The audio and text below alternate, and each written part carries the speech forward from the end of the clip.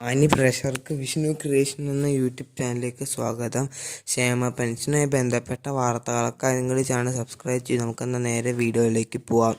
ഇന്നലെ മുതൽ ക്ഷേമ പെൻഷൻ വിതരണം ആരംഭിച്ചിട്ടുണ്ടായിരുന്നു. ഇതുവരെ ക്ഷേമ പെൻഷൻ ലഭിക്കാത്തവർക്ക് ഇന്നു മുതൽ ലഭിച്ചു തുടങ്ങും.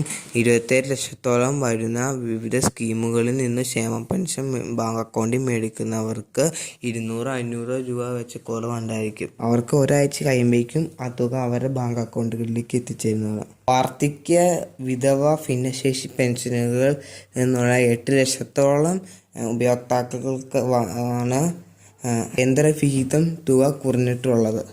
സേവന സൈറ്റിൽ തുക വിതരണം ചെയ്തിട്ട് ഉണ്ട് എന്ന് കാണിച്ചിട്ടും തുക ലഭിക്കാത്തവർ ശ്രദ്ധിക്കുക. ഇവർക്കുള്ള തുകയും ഇന്നു മുതൽ തന്നെ എത്തിച്ചേരും തുടങ്ങും.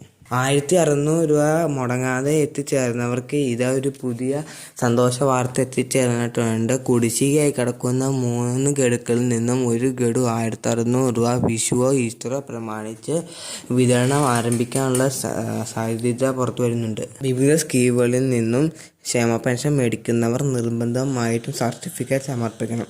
സർട്ടിഫിക്കറ്റ് സമർപ്പിച്ചിട്ടില്ലെങ്കിൽ അവർക്ക് ക്ഷേമ പെൻഷൻ ലഭിക്കുന്നതല്ല. അപ്പോൾ ഇത്രയാണ് ഈ വീഡിയോയിൽ പറയുന്നത്.